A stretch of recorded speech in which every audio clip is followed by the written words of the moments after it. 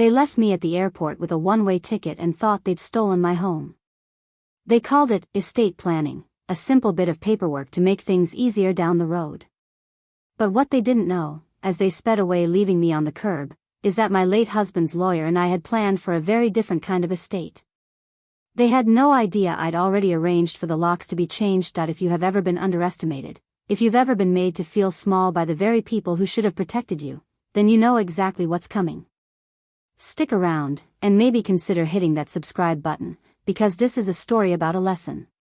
A lesson taught not with anger or with shouting, but with the deafening silence of a closed door. This is the story of how I took my life back. Part 1, The Gilded Cage. The house has a language all its own. It's a quiet dialect, spoken in the gentle creak of the floorboards in the upstairs hall and the low hum of the old refrigerator in the kitchen. For 43 years, it had been my world. My husband, Arthur, and I had bought it when it was little more than a frame and a promise, a skeleton of wood on a patch of unruly land. We poured our youth into its walls, our laughter echoing in the plaster and our arguments settling into the foundation, making it stronger. After Arthur passed, the house became my sanctuary and my companion. Its silence wasn't empty, it was filled with the ghosts of a life well lived. I could feel him in the worn spot on the leather armchair by the fire, the one molded perfectly to the shape of his shoulders. I could smell his pipe tobacco, faint and sweet, clinging to the heavy velvet curtains in his study. The garden, his proudest creation, was a riot of color and life that I tended with a devotion that bordered on religious. Each rose bush, each lavender hedge, was a testament to a love that death could not diminish. My days unfolded in a rhythm of peaceful solitude, coffee on the porch swing, afternoons lost in a book, evenings with a cup of tea and the ticking of the grandfather clock in the hall, a sound as steady and reliable as Arthur's own heartbeat. It was into this quiet world that my son, Daniel, and his wife, Sophie, began to insert themselves with increasing frequency. At first, their visits were a welcome interruption. Daniel was my only child, and despite the physical distance that had grown between us since his marriage, the maternal tether remained strong. Sophie was polished. She was a creature of sharp angles and expensive perfumes, her smile a bright, lacquered thing that rarely reached her eyes. Their visits started as weekend brunches, then became weeknight dinners. They brought groceries, insisting I shouldn't be troubling myself. They rearranged furniture, claiming it would improve the flow of the room. Small things, all done under the guise of care. But beneath the surface, a current of something else was moving. A subtle, insidious campaign of suggestion began. "This house is just so enormous for one person, Margaret," Sophie would say, running a manicured finger along a dusty bookshelf, her tone a perfect blend of admiration and pity. "The upkeep must be a nightmare." Daniel would nod in agreement, his expression one of filial concern. "She's right, Mom. We worry about you here all alone. What if you fell? It could be hours before anyone found you." They spoke of me as if I were a fragile relic, a porcelain doll that might shatter at any moment. I was 68, a retired English teacher with a mind as sharp as it had ever been and a body that, while no longer young, was more than capable of navigating the home I knew better than my own reflection. But they painted a picture of a frail, lonely old woman, and they painted it so often and with such conviction that I sometimes caught myself seeing that woman in the mirror. The conversations began to circle a single, predatory point: the house. It was an asset. A burden. A responsibility. One evening, over a pot roast I had lovingly slow-cooked all afternoon, they laid their trap. "Mom," Daniel began, placing his fork down with rehearsed gravity. "Sophie and I have been talking. And we've been thinking about the future. Your future. Our future." Sophie reached across the table and placed her cool hand over mine. Her touch felt like a claim. "What Daniel means is, we want to make sure you're taken care of. That everything is simple. For when the time comes." The euphemism hung in the air, thick and cloying. "For when you die." "We were speaking with a financial planner," Daniel continued, picking up the thread. "He said that the best thing we could do, to avoid probate court and inheritance taxes and all that messy legal stuff, is to have you transfer the deed of the house to us now." My heart gave a small, tight lurch. Transfer the deed? I kept my voice even, betraying none of the sudden chill that had crept into the warm dining room. "It's just paperwork, Mom." "A formality," he said, his voice smooth as butter. "Nothing would change. Nothing. You would live here for the rest of your life, of course. This will always be your home. This is just planning. It's the smart thing to do. It protects the family's main asset." Sophie squeezed my hand. "Think of it as our promise to you, Margaret. A promise that we will always, always be here to care for you, right here in your own home." Their words were a balm, designed to soothe the very alarm they were creating. They spoke of love, of care, of family. But the word that echoed in my head was asset. Not home. Not sanctuary. Asset. For days, they kept up the gentle pressure. They left brochures for estate planning services on the coffee table. They spoke of friends whose parents had been bankrupted by end-of-life care, their homes seized by the state. It was a symphony of fear, orchestrated with masterful precision. And I, who had loved my son with every fiber of my being for 40 years, found myself wanting to believe them. The deepest part of me, the mother in me, screamed that Daniel would never hurt me. But there was another voice, a quieter one. It was Arthur's voice. I could almost hear him, sitting in his armchair, looking at me over the top of his reading glasses. "Always protect what's yours, Maggie. Especially your heart." That was when I decided to call Mr. Harrison. David Harrison had been Arthur's lawyer and, over the years, a good friend. He was a stern, methodical man who believed in the sanctity of fine print and the fallibility of human nature. I told Daniel I was taking the papers they'd had drawn up to my own lawyer, just to review the standard procedure. I framed it as the action of a prudent old woman, a box to be ticked. Daniel's smile tightened for just a fraction of a second before he recovered. "Of course, Mom. That's a great idea. You should feel completely comfortable." The air in Mr. Harrison's office smelled of old paper and leather. He sat behind his enormous mahogany desk, his steepled fingers casting a long shadow over the documents Daniel and Sophie had given me. He read them in silence, his expression unreadable. When he finally looked up, his eyes were kind, but his voice was grave.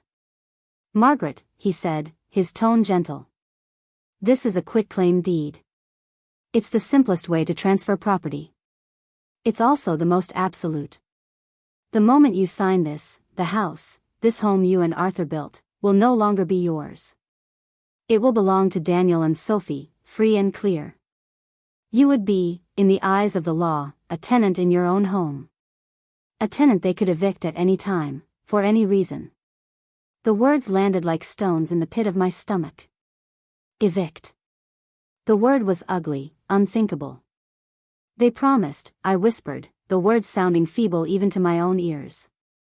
"They promised nothing would change." Mr. Harrison gave me a sad, knowing look. "Promises are matters of the heart, Margaret. Deeds are matters of law. The two are not always compatible." He leaned forward. "I knew Arthur for 30 years. He was a good man, but he was no fool. He would tell you to protect yourself. And so, we devised a plan. A safety net. Mr. Harrison called it a conditional transfer of title. It looked, on the surface, like the very document Daniel and Sophie had wanted. But buried within the dense legalese was a single, elegant clause. A serpent coiled in the garden. The clause stipulated that the transfer of ownership was contingent upon my continued, unimpeded residency in the home. It stated, in language as clear and cold as ice, that if I were ever removed from the property against my will, made to feel unwelcome, or if the transfer was later found to have been executed under false pretenses, the deed would immediately, automatically, and irrevocably revert to my name. The document was, in essence, a trap. An insurance policy against the unthinkable. "You'll sign this version, Margaret," Mr. Harrison explained, tapping the revised document. "I will have it officially recorded with the county clerk. Daniel and Sophie will receive a copy of the deed, but they will likely only read the first page and the signature line. They will see what they want to see. This clause," he pointed to the paragraph, "is your shield." Leaving his office that day, I felt a strange mix of dread and resolve. I was setting a trap for my own son. Part of me was sickened by the necessity of it. But the other part, the part that remembered Arthur's steady wisdom, knew it was the only way. In the 2 weeks that followed, Daniel and Sophie's affection intensified to a cloying, suffocating degree. They brought me flowers. They cooked my favorite meals. They talked endlessly about the future, a future in which they were my benevolent caretakers. Their smiles were brighter, their hugs lingered a moment too long. They were like vultures circling, patient and confident. And I played my part. I was the grateful, slightly confused mother, reassured by their love and devotion. I allowed them to believe they were winning. The day of the signing was a bright, cloudless Tuesday. They picked me up and took me to a notary at a bank downtown. Sophie held my elbow as I walked, as if I might stumble. In the sterile, quiet office, Daniel laid the papers on the desk. My papers.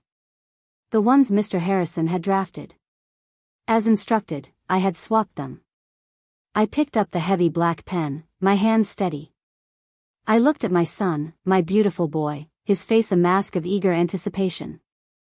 I searched his eyes for any flicker of doubt, any hint of the child I had raised, the boy who cried when he accidentally stepped on a snail. I found nothing but a shallow, hungry eagerness. And as the ink dried on the paper, staining the crisp white page with my name, I saw a flicker in his eyes, not gratitude, but victory. It was a momentary flash, quickly suppressed, but I saw it. It was the look of a hunter standing over his prize. In that moment, I knew I had made the right decision to protect myself. The trap was set. I just had no idea how soon it would be sprung. Part 2, The Unraveling. The celebration began the moment we got back into Daniel's car. From the back seat, Sophie produced a bottle of champagne, glistening with condensation. I thought this was in order, she chirped, her voice a little too loud in the confined space. The cork popped with a startlingly aggressive sound, ricocheting off the car's ceiling.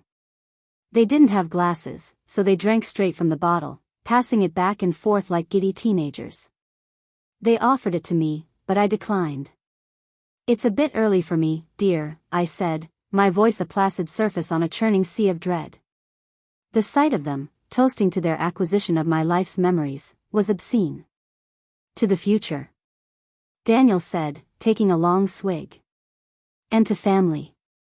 Sophie laughed, a sharp, brittle sound. "To simplifying things." They dropped me at home and left quickly, murmuring something about a dinner reservation they just couldn't miss. The house felt cavernous and cold when I stepped inside. The grandfather clock in the hall seemed to tick with a slower, heavier cadence, each second marking a moment of my own foolishness. I didn't sleep that night. I sat in Arthur's armchair, the signed copy of the deed, the real deed, with its hidden clause, resting in my lap like a loaded gun. I watched the moon trace its slow path across the sky, and I mourned. I mourned for the son I thought I had, and for the trust one had so willingly given away. The next morning, they arrived early. Too early. They came bearing pastries and an air of frantic, manufactured cheerfulness. "Mom, we have the most wonderful surprise for you," Daniel announced, setting the box of croissants on the kitchen counter with a thud. Sophie was practically vibrating with excitement. "You work so hard. You're always taking care of the house, the garden, you never take any time for yourself. So, we decided to change that." She produced a sleek, white envelope from her purse and handed it to me. My fingers felt clumsy as I opened it. Inside was a printout for a flight itinerary. A flight to Phoenix, Arizona. Departing that afternoon. "You're always talking about how much you miss Carol," Daniel said, referring to my oldest friend, who had retired to the desert years ago. "So, we called her. She's thrilled. She's expecting you this evening. We've booked you a flight, first class, so you can be comfortable." It's all taken care of. I stared at the paper. The flight was scheduled to leave in 4 hours. Today? I stammered. It's so sudden. Spontaneity is good for the soul, Sophie declared. And don't you worry about a thing. We've got it all under control. In fact, she gestured toward the stairs, and I saw for the first time that they had brought a suitcase with them. My suitcase. We took the liberty of packing a few things for you. Just the essentials for a nice long visit. A nice long visit. The phrase hung in the air. The pressure was immense, a physical weight in the room. They bustled around me, a whirlwind of feigned generosity. They wouldn't let me lift a finger. They checked my purse for my ID, they made sure I had my medication. Every action was a performance of love, but it felt like a prison guard preparing an inmate for transfer. They were so efficient, so organized. It was clear this had been planned long before the ink on the deed was dry. The car ride to the airport was surreal. They filled the silence with cheerful, empty chatter about the weather in Arizona, about how much fun Carol and I would have. I sat in the back seat, a silent passenger in the dismantling of my own life, and watched the familiar streets of my neighborhood slide by. Each landmark, the park where I'd pushed Daniel on the swings, the library where I'd taught him to love books, the corner store where we'd bought ice cream on hot summer days, felt like a tiny stab to the heart. At the airport, the chaos was a welcome distraction. The noise of the announcements and the river of anonymous faces provided a strange sort of camouflage for my inner turmoil. Daniel handled my suitcase, while Sophie guided me by the elbow through the sliding glass doors. We stopped at the check-in curb. The air was thick with jet fuel and anxiety. This was it. Daniel pulled me into a hug. It was surprisingly tight, the hug of a man holding on to a lie. Have the best time, Mom, he whispered into my hair. You deserve this. Sophie gave me a quick, air kiss on each cheek, her perfume enveloping me in a chemical cloud. We'll call you the second you land. Tell Carol we say hello. They placed my suitcase on the pavement beside me, a small, solitary island. Daniel gave a final, jaunty wave, a gesture so painfully false it made my stomach clench. Then they got back in the car. I stood there, on the curb, watching the vehicle pull away. I watched it merge into the relentless flow of traffic, the red of its taillights like two receding, malevolent eyes. I watched until it was just another car, and then it was gone. They were gone. And I was alone. The finality of it didn't crash down on me all at once. It seeped in slowly, a creeping, numbing cold. I looked at the one-way ticket in my hand. One way. They had packed my bags and bought me a one-way ticket out of my own life. I found an empty bench inside the terminal, tucked away behind a pillar, and I sat. The minutes stretched into an hour. People rushed past, a blur of motion and purpose. Husbands kissed wives, children clung to their parents. Each small act of connection was a fresh wound. I was a ghost in the machine, invisible, discarded. I replayed everything. Every conversation, every reassuring smile, every promise. It was all a script. A long, carefully rehearsed performance designed to lead to this exact moment, me, sitting on a hard plastic bench 1,000 miles from where I was supposed to be, while they drove back to my house, their house, to begin their new life. The betrayal wasn't just about the house. It was about the 40 years of love and sacrifice I had poured into my son, all of it erased for the sake of property. It was the complete and utter negation of me. Then, my phone buzzed in my purse. I pulled it out. The screen was lit up with a picture of Daniel, smiling on his wedding day. The name, Daniel, glowed above the buttons to accept or decline the call. The sound was an obscene violation of the tomb-like silence that had enveloped me. I pressed the silence button on the side of the phone. The screen went dark, but a moment later, it lit up again. He was calling back immediately. I silenced it again. A text message appeared. Mom, where are you? Flight is boarding soon. Are you at the gate? Another call. Silenced. Another text. Mom, seriously, call me. People are getting on the plane. The calls and texts started coming faster and faster, a frantic barrage of manufactured concern. He was building his alibi. He was creating the narrative. His confused, elderly mother had gotten lost in the airport. She'd wandered off. He was the worried, caring son. He was probably already performing his anxiety for anyone who would listen. The numbers climbed. 5 missed calls. 10. 18. 28. Each one was a new nail in the coffin of the love I'd had for him. And as the 28th call went to voicemail, something inside me shifted.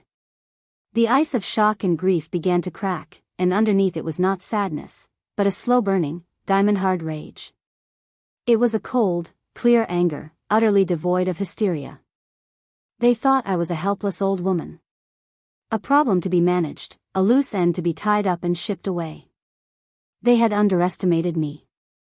They had mistaken my love for weakness, my trust for senility. I stared at my son's name on the screen. It was like looking at a stranger. I stood up, my back straight, my legs steady. I picked up my suitcase. A woman nearby gave me a sympathetic look, probably assuming I'd just had a tearful farewell with a loved one. She had no idea. My story was not over. It was just beginning. I pulled out my phone, my fingers moving with newfound purpose across the screen.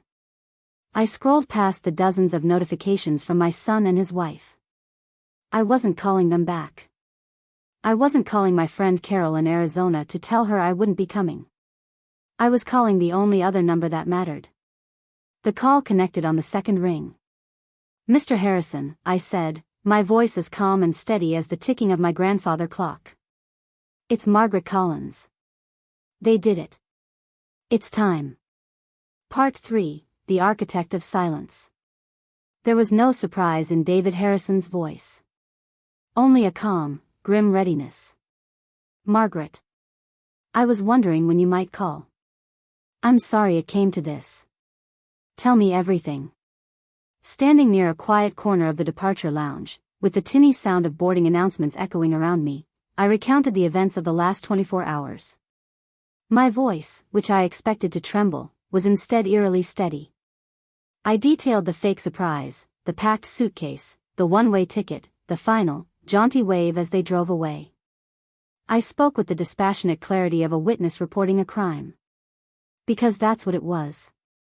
A crime not of property, but of the soul. Abandonment under false pretenses, Harrison said, the legal term sounding both powerful and precise. That's more than enough to trigger the reversion clause. They've hung themselves with their own rope, Margaret. He wasted no time on sympathy. David Harrison was a man of action. "The plan is already in motion," he said. "The paperwork for the reversion of title was pre-filed with the county registrar, contingent on your verbal confirmation. I just made the call to activate it. As of 10 minutes ago, the house is legally, and unequivocally, yours once more." A wave of relief so profound it was almost dizzying washed over me. It was real. My shield had held. "What now?" I asked. "Now, you disappear for a few hours," he instructed. "Do not answer any calls from them. Let them build their narrative of the lost mother. It will only make their deception more obvious later. I have a car service on its way to you. The driver's name is Hector. He will take you to a corporate apartment I keep for clients. It's clean, comfortable, and completely anonymous. Your name isn't on a single piece of paper associated with it. Go there, have a cup of tea, and wait for my call." He continued, laying out the next steps with the precision of a field general. "I have a locksmith meeting me at your house in 1 hour. He's the best in the city. These will be high-security locks. Simultaneously, a bonded moving crew will arrive. They have been instructed to pack every item belonging to Daniel and Sophie. Everything will be handled with professional care. We are not stooping to their level. This is not vandalism, this is a legal repossession. Their belongings will be placed in a climate-controlled storage unit, the first month of which I have already paid for. They will be notified of its location in due course. My mind reeled at the efficiency of it all. This wasn't just a plan, it was a perfectly oiled machine of consequences, waiting for a single word from me to grind into motion. The feeling of helplessness that had gripped me in the airport began to recede, replaced by something else entirely. A quiet, thrilling sense of power. I wasn't the victim in this story anymore. I was the architect of its ending. The cab ride to the apartment was a blur. The city slid past the windows, but I saw none of it. My focus was turned inward. The grief for my son was still there, a hard, cold stone in my chest. But now, it was surrounded by a growing fire of resolve. They had wanted to erase me, to turn me into a distant, inconvenient memory. Instead, they had awakened a part of me that had been dormant for years. The part of me that had raised a child alone for stretches while Arthur traveled for work, the part that had faced down arrogant school boards, the part that had held my husband's hand through his final, agonizing days. They had forgotten who I was. I was about to remind them. The apartment was sparse but immaculate. It had no personality, no history, which was exactly what I needed. It was a sterile chrysalis where I could shed the skin of the victim and emerge as something new. I made myself a cup of tea, my hands moving with a steady, automatic grace. With each sip, I felt calmer, colder. I imagined Daniel and Sophie. They would be at their celebratory dinner by now. A fancy restaurant, no doubt. They'd be ordering the most expensive wine, their conversation giddy with relief and self-congratulation. They would toast to their cleverness, to their new life, to the beautiful, empty house waiting for them. They would feel no guilt, no remorse. Only the smug satisfaction of a plan perfectly executed. That image, so vivid in my mind, did not cause me pain. It fueled me. It was the whetstone against which I sharpened my resolve. Mr. Harrison called back 2 hours later. "The locks are changed," he reported, his voice crisp. "The movers are being incredibly efficient. They found a surprising amount of their belongings already moved into the guest room and your husband's old study. It appears they were planning a gradual takeover." Of course they were. The audacity of it was breathtaking. "I have the legal notice ready," he continued. I had it laminated. It clearly states that pursuant to Clause 7b of the recorded deed, ownership has reverted to you due to a breach of condition. It cites the specific legal statutes. It's ironclad, Margaret. I will be taping it to the front door myself. I pictured it. The heavy, glossy notice on the solid oak of my front door. A silent, unmovable sentinel. As the afternoon bled into evening, the moving crew finished their work. Mr. Harrison sent me a photo from his phone. It showed my front porch, but it was almost unrecognizable. It was neatly, almost artistically, arranged with boxes. Dozens of them. Each one was labeled in thick black marker: Daniel, clothing; Sophie, shoes; kitchenware, office supplies. There were lamps, small pieces of furniture, even a stack of their mail that had been redirected to my address. It didn't look like an eviction. It looked like a shipment that had been rejected, returned to sender. It was clinical. It was quiet. It was devastating. As the sun set, the moving truck pulled away, leaving the street silent once more. The house was mine again. Entirely and completely. From the anonymous window of my temporary apartment across town, I looked at a photo on my phone that I had taken just last week, a photo of me and Arthur, laughing in the garden. I zoomed in on his face, on his kind eyes. "Always protect what's yours, Maggie." A single tear slid down my cheek, hot and cleansing. It was not a tear of sadness, or of loss. It was a tear of pure, unadulterated resolve. The stage was set. The actors had played their part. All that was left was for them to come home. All that was left was to wait for the curtain to fall on their cruel little play. Part 4, The Homecoming. The drive home, for them, must have been magical. I can picture it so clearly. The windows of Daniel's expensive sedan would have been down, the warm evening air rushing in. Sophie would have had her feet on the dashboard, her head thrown back in a laugh, a sound unburdened by conscience. They would have been drunk on champagne and entitlement. They would have talked about renovations. I could almost hear the conversation, a phantom echo of 1,000 tiny betrayals. "The first thing to go is that ghastly floral wallpaper in the master bedroom," Sophie would say. "And the garden, it's so overgrown. We could pave half of it, put in a proper patio, maybe even a hot tub." Daniel, weak and eager to please, would agree. "Whatever you want, honey. It's our house now. We can do whatever we want. Our house." The words were a death sentence for every memory I had curated within those walls. They wouldn't just be living in my home, they would be systematically erasing me from it. They would tear down the rose bushes Arthur planted. They would paint over the pencil marks on the kitchen doorframe where I had tracked Daniel's height year after year. They saw a property, a canvas for their own shallow ambitions. They were blind to the life that saturated its very bones. Their arrival would have been timed perfectly with the last vestiges of twilight. The streetlights would have flickered on, casting a soft, familiar glow on the neighborhood. The first sign of trouble would have been small. A flicker of confusion. "Odd," Daniel might have said, slowing the car. "Looks like the porch light is off." But it wouldn't have been off. I'd called Mr. Harrison with one last instruction. I'd asked him to turn on every single light in the house. Every lamp, every overhead fixture, from the attic to the basement. I wanted the house to be ablaze with light, a beacon of my silent, watchful presence. As their car pulled into the driveway, the headlights would have swept across the front of the house, illuminating the scene on the porch. The neat stacks of boxes. The displaced furniture. The entire contents of their parasitic life, curated and displayed like a museum exhibit of their own greed. Sophie's laughter would have died in her throat. What is that? Daniel, what is going on? Did we get robbed?"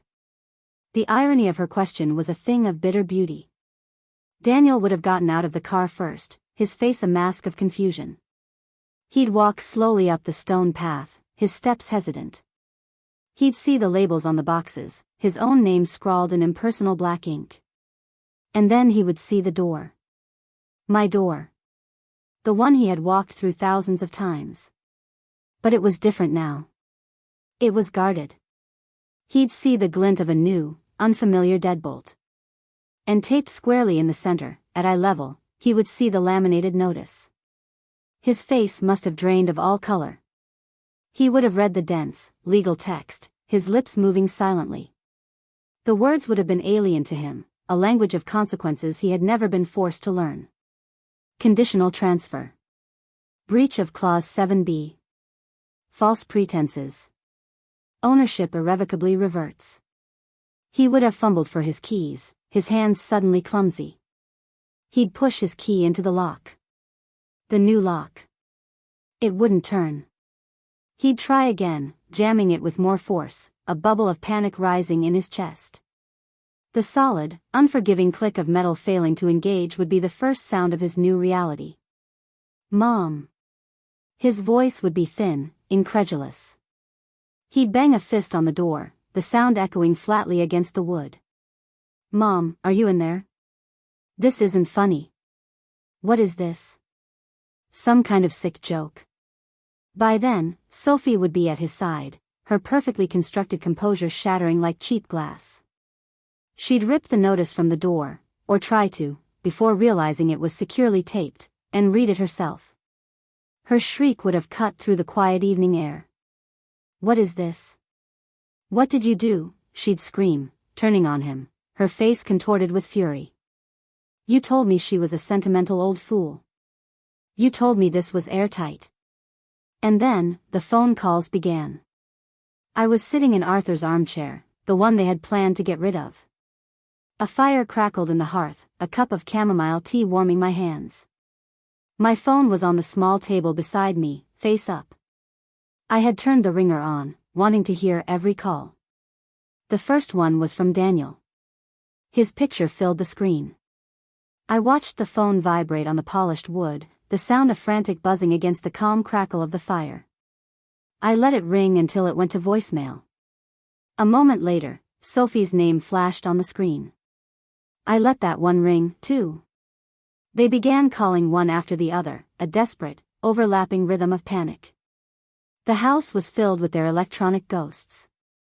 While they stood outside in the dark, locked out of the life they thought they had stolen, I was inside, bathed in light and warmth, the absolute monarch of my quiet kingdom. I stood up and began to walk through my home. I moved from room to room, touching the furniture, breathing in the familiar scent of lemon polish and old books. The house felt lighter, cleansed. Their presence, which had been a creeping, cloying film over everything, was gone. The air was clean again. I ran my hand along the pencil marks on the kitchen doorframe. They were safe. I went to the window and looked out at the garden. The roses were untouched. The phone never stopped ringing. The voicemails they left became a cascading record of their unraveling. Daniel's were pleading and confused at first, then angry and threatening. Sophie's were pure, distilled venom, filled with accusations and legal threats that Mr. Harrison would later laugh at. They stayed out there for over an hour, their shouting matches with each other providing a bizarre soundtrack to my peaceful reclamation. Eventually, a neighbor, disturbed by the noise, came out and threatened to call the police. The final humiliation. I watched from behind the curtains as they loaded a few boxes into their car in a frantic, clumsy rush and finally, mercifully, drove away into the night. The silence they left behind was the most beautiful sound I had ever heard. The only sound was the steady, reassuring tick-tock of the grandfather clock, measuring out the first moments of the rest of my life. I sat back down by the fire, cradling my warm cup of tea. There was no rage left in me. No giddy sense of victory. Not even sorrow. There was only a profound, unshakable peace. They had wanted my home so badly. They had been willing to throw away 40 years of love, to discard me like a piece of old furniture, just to possess these four walls. Now, they would never set foot in it again. In the weeks that followed, the fallout was swift and spectacular. News in a small community travels faster than fire. Their carefully crafted image of the devoted, caring children shattered overnight. My few, simple words to concerned neighbors, they tried to put me out of my own home, so I had to change the locks, were more devastating than any legal battle. There is little sympathy for those who prey on their own family. They sent a letter from a lawyer, a flimsy, blustering thing that Mr. Harrison dispatched with a 2-sentence reply. Daniel left one final voicemail. It was a long, rambling, tear-filled monologue, but the tears were for himself. He never once apologized. He only lamented how I had ruined his life. I deleted it without a second thought. That boy, the one who cried over snails, was well and truly gone. Losing him was a grief I had to process, but it was the grief of a death that had happened long ago. This was merely the burial. Life in the house returned to its gentle rhythm. The ghosts that remained were the welcome ones, the echoes of Arthur's laughter, the memory of a small boy's footsteps running down the hall. The malevolent spirits had been exorcised. The garden thrived under my care. I reconnected with old friends, my days filled with books, tea, and the quiet joy of a life lived on my own terms. I learned something profound in that fire. I learned that trust, once broken, cannot be glued back together. And I learned that strength isn't about shouting and fighting. Sometimes, the most powerful act in the world is the quiet click of a newly installed lock. It's the silent refusal to answer a call. It's the peace you find when you reclaim the space you thought you had lost. My home was no longer just a house. It was a fortress. A testament to the fact that I was not a fragile relic to be managed, but a woman made of the same sturdy, unshakable stuff as the foundation beneath my feet. And I was, finally, at peace. Betrayal often comes from the very people we are taught to trust, from the places we feel safest. But the strength to overcome it comes from a place deep inside ourselves that we sometimes forget exists. If this story resonated with you, perhaps you could share it with someone who needs to be reminded of their own quiet power. And I'd love to read your thoughts in the comments below. What does true justice look like to you? Thank you for listening.